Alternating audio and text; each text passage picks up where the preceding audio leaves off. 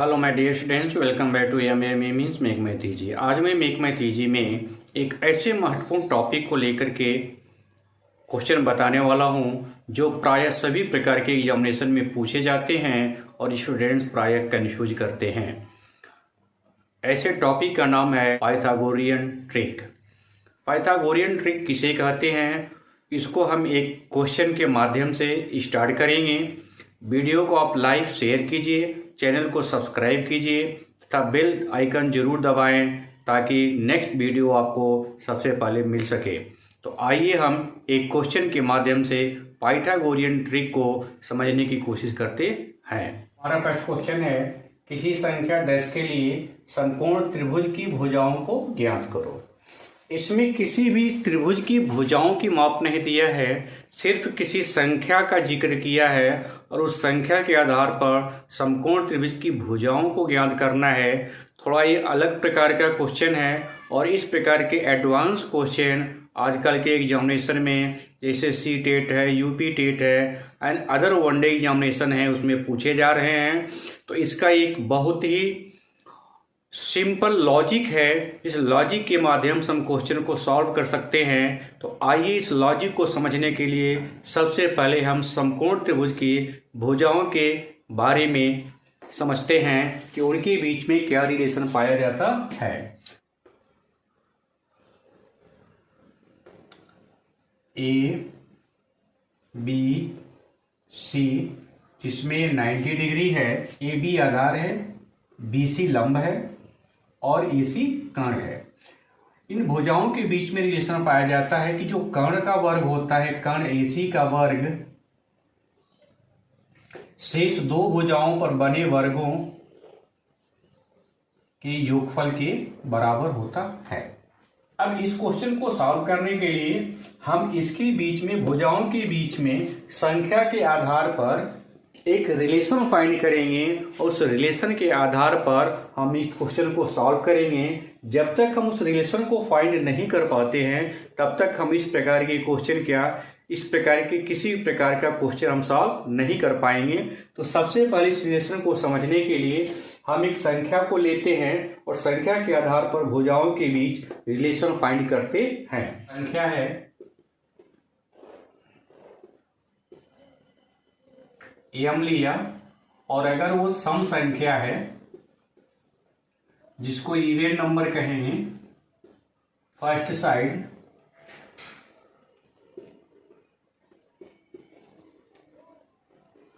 जो AB है,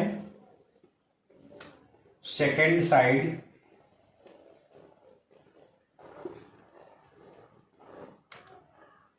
BC है और थर्ड साइड जो है वो हाइपोटेनस साइड है, जिसको इंग्लिश में हाइपोटेनस और हिंदी में कर्ण कहते हैं।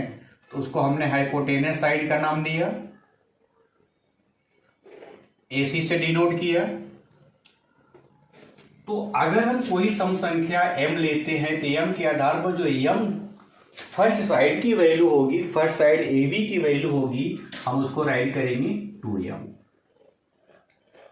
जो सेकेंड साइड होगा उस सेकेंड साइड की जो वैल्यू राइट करेंगे वो हो जाएगा m स्क्वायर -1 और जो हाइपोटेनस साइड होगा, जो कर्ण होगा, उसकी वैल्यू हो जाएगा m स्क्वायर +1। एक बात ध्यान देना यह है कि AB जो 2m दिखाया गया है, AB की वैल्यू फर्स्ट साइड की वैल्यू 2m होगी। तो ये 2m AB भी हो सकता है और BC भी 2m हो सकता है। या अगर हम BC को m स्क्वायर -1 लेते हैं तो BC AB भी हो सकता है और AB BC भी हो सकता है। अर्थात AB साइड और BC साइड एक दूसरे का इंटरचेंज कर सकते हैं, लेकिन यह जो कर्ण है जिसकी वैल्यू m स्क्वायर +1 है, यह फिक्स रहेगा, इसके वैल्यू में कोई परिवर्तन नहीं होगा। और ये सबसे समकोण त्रिभुज में जो कर्ण होता है वो सबसे बड़ी भुजा के नाम से जाना जाता है और ये शेष दो भुजाएं इससे छोटी होती हैं। तो इस प्रकार से अगर AB को 2m हमने माना, BC को m स्क्वायर -1 लिया और AC जो कर्ण है m स्क्वायर +1 है, तो अगर हम m की वैल्यू यहाँ पे लेते हैं 4, इस क्वेश्चन को सॉल्यूशन करने के पहले हम कुछ उदाहरण देना चाहेंगे। तो अगर m की वैल्यू 4 लेते हैं, या सम संख्या है, तो सम संख्या के लिए हमने यहाँ पर m इक्वल टू 4 जो सम संख्या लिया है, तो m की वैल्यू अगर 4 लेते हैं तो 4 2 जा 8 हो जाएगा, दोनों का मल्टीप्लाई है, तो फर्स्ट साइड यहाँ 8 हो जाएगा, सेकेंड साइड क्या हो जाएगा 4 स्क्वायर माइनस 1 ये 15 हो जाएगा, और 4 स्क्वायर प्लस 1 ये हो जाएगा 70। इसी प्रकार से अगर m की वैल्यू 6 लेते हैं, 6 2 जा 12 हो जाएगा, और 6 स्क्वायर माइनस 1 ये हो जाएगा 35, और 6 स्क्वायर प्लस 1 ये हो जाएगा 37। अब हम चलते हैं क्वेश्चन की तरफ। जो क्वेश्चन में संख्या 10 दिया है, तो संख्या अगर m की वैल्यू अगर 10 हम लेते हैं, तो हमारी जो फर्स्ट साइड होगी वो 10 2 जा 20 ये 20 हो जाएगी, और सेकेंड साइड जो होगी 10 स्क्वायर माइनस 1 ये 99 हो जाएगी, और 10 स्क्वायर प्लस 1 ये हो जाएगा 101। इस प्रकार से हमने देखा किसी संख्या 10 के लिए जो समकोण त्रिभुज की भुजाएं फाइंड की गई वह 20 है, 99 इकाई और 101 इकाई है। इसमें एक बात ध्यान दे रही है कि अगर पहली साइड 2m के रूप में फाइंड हो चुकी है और सेकेंड साइड भी फाइंड हो चुकी है, तो कर्ण को फाइंड करने के लिए सम संख्याओं के लिए इस साइड में अगर 2 प्लस कर देते हैं, अर्थात बड़ी साइड में 2 प्लस कर देते हैं, तो कर्ण की वैल्यू फाइंड हो जाती है। 15 में 2 प्लस किया 17, 35 में 2 प्लस किया 37, 99 में 2 प्लस किया 101। तो इस प्रकार से यह भी एक ट्रिक है जो इस दोनों को फाइंड करने के बाद विदाउट इस फार्मूला का यूज किए हम इस साइड को फाइंड कर सकते हैं। इसी प्रकार से यदि m इक्वल टू विषम संख्या अर्थात ऑड नंबर लेते हैं, तो ऑड नंबर के लिए इन सभी भुजाओं में अगर 2 से डिवाइड कर दिया जाए तो जो साइड प्राप्त होती है वह विषम अंक के लिए प्राप्त होती है। अर्थात हमने यहाँ पे इसकी साइड 2m है, इसमें 2 से डिवाइड कर दिया, इसकी साइड m स्क्वायर माइनस 1 है, इसमें हमने 2 से डिवाइड किया, इसकी side m square plus 1 upon 1 है, इसमें हमने 2 से डिवाइड किया। जो ये वैल्यू फाइंड हुई वह विषम संख्या के लिए समकोण त्रिभुज की भुजाओं की संख्या प्राप्त होती है। यह तो सम के लिए है, जबकि ये जो दूसरी बनेगी वह विषम के लिए होगी और यह इस प्रकार से बनेगी। अगर ये P, Q और R है तो 2m में 2 से डिवाइड किया तो यह m हो जाएगा, यहाँ पर m स्क्वायर माइनस 1 अपॉन 2 हो जाएगा, और यहाँ पर m स्क्वायर प्लस 1 अपॉन 2 हो जाएगा। तो इस प्रकार से एक बात ध्यान देना है कि m की वैल्यू कभी भी नॉट इक्वल टू 1 अर्थात 1 नहीं हो सकती। m की वैल्यू 1 नहीं होगी। एक से बड़ी संख्या को ही लेकर के हम इन भुजाओं की माप को ज्ञात कर सकते हैं। यदि m इक्वल टू 3 लेते हैं जो कि एक विषम संख्या है, तो उसके आधार पर ये जो वैल्यू यहाँ पर फाइंड हुई है ये वैल्यू m है, इसको हम यहाँ पर m राइट कर लेंगे। तो इसके आधार पर जो फर्स्ट साइड है वो फर्स्ट साइड कितनी हो जाएगी 3 हो जाएगी, सेकेंड साइड कितना हो जा 3 स्क्वायर माइनस 1 8, और 8 में 2 का डिवाइड किया ये 4 हो जाएगा, और 3 स्क्वायर प्लस 1 10 और 2 का डिवाइड किया यहाँ पे 5 हो जाएगा। इसी प्रकार से अगर m की वैल्यू हमने लिया 7 तो फर्स्ट साइड m के आधार पर यहाँ पर 7 हो जाएगी, और सेकेंड साइड जो होगी वह 7 स्क्वायर माइनस 1 48 डिवाइडेड बाई 2, ये हो जाएगी 24, और इसी प्रकार से 7 स्क्वायर प्लस 1 50, और 50 में 2 का डिवाइड किया, ये हो जाएगा। एक बात और मैं बताना चाहूंगा कि दोनों भुजाओं में से एक भुजा सम नंबर में होती है, इवन नंबर में होती है, तो दूसरी भुजा और नंबर अर्थात विषम नंबर में होती है, और हाइपोटेनस जो होता है कर्ण, वह हमेशा विषम संख्या होती है। हमारा नेक्स्ट क्वेश्चन है, किसी समकोण त्रिभुज की एक भुजा 12 सेंटीमीटर है तो अन्य भुजाओं, क्वेश्चन में समकोण त्रिभुज की सिर्फ एक भुजा का माप दिया है और शेष दो भुजाओं की माप ज्ञात करना है, अर्थात दूसरी भुजा और तीसरा जो कर्ण है उसकी माप ज्ञात करना है। अब तक जो आपने क्वेश्चन पढ़ा है उसमें कम से कम दो भुजाओं की माप दिया रहता था और तीसरी भुजा का माप हम ज्ञात करते थे, और उसमें हम पाइथागोरस थ्योरम का अप्लाई करते थे फार्मूला, जैसे AC² = AB² प्लस BC², और इसको साइड चेंज करके हम क्वेश्चन का सॉल्यूशन कर लेते थे। बट यहाँ सिर्फ दिया हुआ है, किसी एक भुजा की माप दिया हुआ है और उसके आधार पर त्रिभुज की शेष दो भुजाओं अर्थात दूसरी भुजा और तीसरी कर्ण की माप हमें फाइंड करना है। तो थोड़ा अलग क्वेश्चन है, बट इसको हम इजी वे में सॉल्व करेंगे। अभी हमने बताया है कि यह फार्मूला तभी अप्लाई करते हैं जब m सम हो, सम संख्या में हो, तो यह होता है। लेकिन जब m विषम संख्या में होती है तो भुजाओं की माप के लेने के लिए हमने बताया कि यह हो जाएगा m, ये हो जाएगा m² - 1/2, और ये हो जाएगा m² + 1/2। यह कब होगा? जब m = विषम होगा। जब m की वैल्यू विषम संख्या में होगी तो ये फाइंड कर लेंगे, और q जो है यहाँ पे 90 डिग्री होगा। ये पाइथागोरस थ्योरम का रूल है जो अभी मैंने बताया है। हमारा क्वेश्चन दिया है, किसी समकोण त्रिभुज की एक भुजा 12 सेंटीमीटर है तो अन्य भुजाओं की माप ज्ञात कीजिए। हमने सम और विषम के आधार पर अभी कई उदाहरण लेकर के इस क्वेश्चन का सॉल्यूशन हमने बताया है। यहाँ पर जो एक भुजा की माप दिया हुआ है वो 12 सेंटीमीटर दिया है, और सम संख्या के लिए हम इसका यूज करेंगे। तो हम देखते हैं कि एक भुजा दी गई है और हमारे यहाँ पर एक भुजा 2m है और m² - 1 है। तो इस प्रकार से हम ले सकते हैं 2m = 12 होगा, या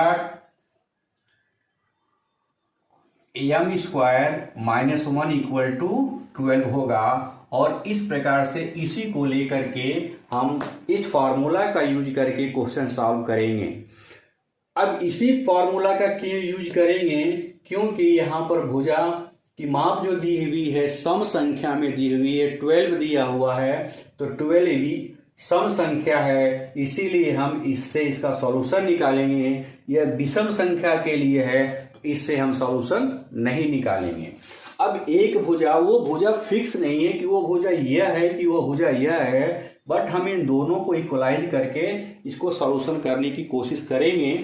देखते हैं, अगर हम यहाँ पर m की वैल्यू फाइंड करते हैं तो 12/2 करके हमारी वैल्यू आती है 6, अर्थात अगर 2m 12 सेंटीमीटर है तो m की वैल्यू 6 सेंटीमीटर यहाँ पर हो जाएगी।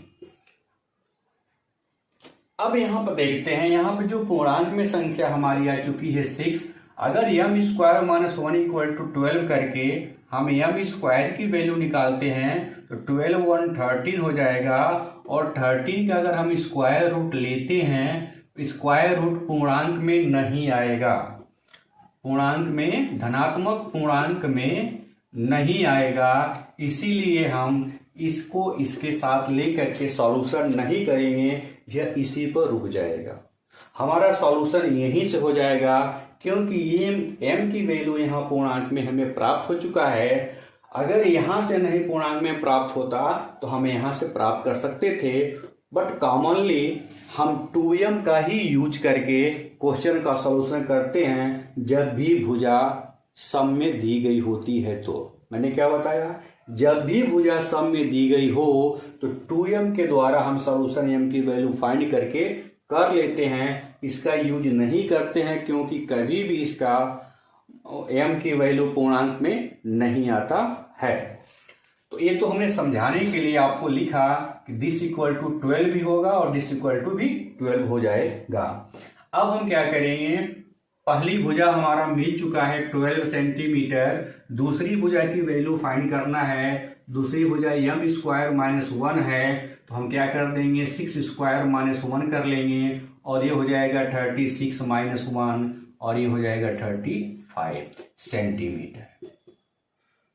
तो दूसरी भुजा क्या हो जाएगी हमारी 35 सेंटीमीटर, ये 12 हो गया तो 35 है और सम संख्या है तो बिना कैलकुलेशन किए हमने बताया इसमें 2 प्लस कर लेंगे तो हमारा कर्ण भी फाइंड हो जाएगा। और आप कर्ण इस रूप में भी फाइंड कर सकते हैं, बिना कैलकुलेशन किए और कैलकुलेशन किए भी कर सकते हैं, तब भी हो जाएगा 36 प्लस 1 37 या 35 में 2 जोड़ करके भी 37 हम फाइंड कर सकते थे। तो इस प्रकार से इस क्वेश्चन का सॉल्यूशन आपको यहां से मिल चुका है। समकोण त्रिभुज की पहली भुजा जो 12 दी गई है वो तो है ही, दूसरी भुजा 35 सेंटीमीटर होगी और उसका विकर्ण 37 सेंटीमीटर होगा। आप इस फार्मूला पर इसको रख करके आप इसका उत्तर की जांच कर सकते हैं। इसी प्रकार से एक और हम क्वेश्चन लेते हैं, किसी समकोण त्रिभुज की एक भुजा 15 सेंटीमीटर है तो अन्य भुजाओं की माप ज्ञात करें। यहाँ पर ध्यान देना है कि एक भुजा जिसकी माप दिया हुआ है वो 15 सेंटीमीटर दिया हुआ है और इसकी वैल्यू जो है वो विषम संख्या में है और नंबर में है। अगर m की वैल्यू 15 सेंटीमीटर लिया जाए, क्योंकि हमारा अगर m विषम संख्या है तो पहली भुजा क्या हो जाती है m हो जाती है, तो पहली भुजा m 15 सेंटीमीटर हो गई। दूसरी भुजा के लिए हमने बताया था दूसरी भुजा m स्क्वायर माइनस 1/2 है, तो हमें इसको लेने की जरूरत नहीं है, आप इसको ऐसे कर भी सकते थे इक्वल टू 15 और इसको करने के बाद m की वैल्यू यहाँ से फाइंड नहीं होगी क्योंकि m की वैल्यू डायरेक्ट यहाँ से फाइंड हो चुकी है। तो इसका सॉल्यूशन करने की जरूरत नहीं है कि यहाँ से हम m की वैल्यू फाइंड करें, ऑलरेडी यहाँ पर m की वैल्यू फाइंड हो चुकी है। तो हम नेक्स्ट साइड सेकेंड साइड को फाइंड यहाँ पर डायरेक्ट करेंगे, तो इसको हम यहाँ पर नहीं लेंगे। अब यहाँ पर हमारी सेकेंड भुजा हो जाएगी m स्क्वायर माइनस 1/2, इस प्रकार से 15 स्क्वायर माइनस 1/2 ये हो जाएगा 225 माइनस 1/2 और ये हो जाएगा 224/2 और ये हो जाएगा इस प्रकार से 112 सेंटीमीटर। इस प्रकार से आपने देखा फर्स्ट अगर पहली भुजा 15 सेंटीमीटर है तो दूसरी भुजा 112 सेंटीमीटर होगी और तीसरी भुजा जो विकर्ण के नाम से जानी जाएगी 113 हो जाएगी बिना कैलकुलेशन किए, या यहाँ पर प्लस लगाते हैं तो 126 हो जाएगा और 126 में 2 का भाग करते हैं तो 113 हो जाएगा, या आप इसका कैलकुलेशन राइट करके भी कर सकते हैं। तो इस प्रकार से आपने देखा कि इस मेथड के माध्यम से सिर्फ एक अगर भुजा दिया हो तो उस एक भुजा के माध्यम से भी हम क्वेश्चन का सॉल्यूशन कर सकते हैं और त्रिभुज के तीनों भुजाओं का, संपूर्ण त्रिभुज के तीनों भुजाओं की वैल्यू को फाइंड कर सकते हैं। 113 सेंटीमीटर आप इसमें 1 प्लस करके भी ये फाइंड कर सकते थे।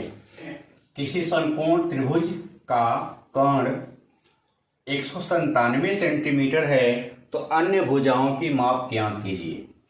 अर्थात शेष 2 भुजाओं की माप मुझे ज्ञात करना है और एक कर्ण की वैल्यू दिया हुआ है। अभी हमने बताया है पूरे डिस्क्रिप्शन में कि चाहे वो विषम पे हो या सम पे हो, कर्ण की जो वैल्यू होती है हमेशा विषम संख्या में ही आती है। चाहे वो सम संख्या पर हो या विषम संख्या पर भुजा की माप दी गई हो, कर्ण की वैल्यू हमेशा विषम संख्या पर ही आती है, ये फिक्स है। कभी भी कर्ण की वैल्यू सम संख्या में नहीं आती है, ये भी पॉइंट एक नोट करने की है। तो हम यहाँ देखते हैं कि विषम पर भी कर्ण हमारा ये है और सम पर कर्ण हमारा ये है, तो हम क्या करेंगे, दोनों पर जांचेंगे, क्योंकि अपने को ये नहीं मालूम है कि ये सम वाले पर आंसर आएगा कि विषम वाले पर आएगा। तो इस प्रकार से हम इसको क्या करेंगे, जो कर्ण की वैल्यू सम संख्या पर है उसके साथ भी हम एक बार कंपैरिजन करेंगे। तो इसको हमने कंपैरिजन किया तो m स्क्वायर इक्वल टू हो जाएगा 197 माइनस 1 और ये हो जाएगा 196। अगर यहाँ पर m की वैल्यू निकालते हैं तो 196 का स्क्वायर रूट हो जाएगा 14, अर्थात m की वैल्यू यहाँ पर डायरेक्ट हमें फाइंड हो चुकी है। दूसरा जो ऑप्शन ले रहे थे m square plus 1/2 equal to 197, इसको लेने की आवश्यकता नहीं है, क्योंकि अगर इसको लेते हैं तो 7 दूना 14, 14 में से 1 घटाएंगे 13 होगा, अर्थात इकाई के प्लेस पर 3 होगा और फिर उसका स्क्वायर रूट नहीं निकलेगा, अर्थात m की वैल्यू यहाँ से पूर्णांक में नहीं प्राप्त कर सकते। हमने देखा कि यहाँ पर m square plus 1 equal to 197 से m की वैल्यू फाइंड हुई है और यह यहाँ से फाइंड किया जा रहा है। जो हम यहाँ पर साइड फाइंड करेंगे वहाँ 2m और m स्क्वायर माइनस 1 होगा, न कि m और m स्क्वायर माइनस 1/2 होगा। यह बात ध्यान देना आवश्यक है। यहाँ से अगर m की वैल्यू फाइंड करते हैं तो भुजाएं यहाँ से निकालेंगे और m की वैल्यू यहाँ से फाइंड करते हैं तो भुजाएं हम यहाँ से निकालेंगे। अगर ऐसा नहीं करते हैं तो हमारा आंसर रॉन्ग हो जाएगा। तो फिर m की वैल्यू हमने यहाँ से फाइंड कर लिया है, तो m इक्वल टू 14 है। अब हम दूसरी साइड फाइंड कर लें। साइड होगी पहली साइड, अगर हम चाहें तो पहली या सेकेंड दो कुछ भी लिख सकते हैं। पहली साइड इक्वल टू 2m और इस प्रकार से 2 इंटू 14, 14 दूनी 28 हो जाएगा। अब उसी प्रकार से सेकेंड साइड आप जो है कैलकुलेशन करके भी निकाल सकते हैं, या डायरेक्ट इसमें से 2 माइनस करेंगे तो ये आएगा, इसमें 2 प्लस करेंगे तो ये आएगा। तो इस प्रकार से हम लिख सकते हैं m स्क्वायर माइनस 1 अर्थात 14 का स्क्वायर माइनस 1, 196 माइनस 1 हो जाएगा 195 सेंटीमीटर। इसमें आपने देखा एक भुजा सम संख्या में है तो दूसरी भुजा विषम संख्या में है और कर्ण हमेशा विषम संख्या में। तो इस प्रकार से इस क्वेश्चन का सॉल्यूशन आप कर सकते हैं। अगली वीडियो में हम कम से कम इस पे अधिक से अधिक क्वेश्चन का सॉल्यूशन लेकर आने वाले हैं। आज का वीडियो हमारा इसी पर समाप्त होता है। आई थिंक वीडियो अच्छी लगी होगी। वीडियो को लाइक शेयर और सब्सक्राइब करें तथा बेल आइकन दबाना ना भूलें ताकि नेक्स्ट नोटिफिकेशन आपको सबसे पहले मिल सके।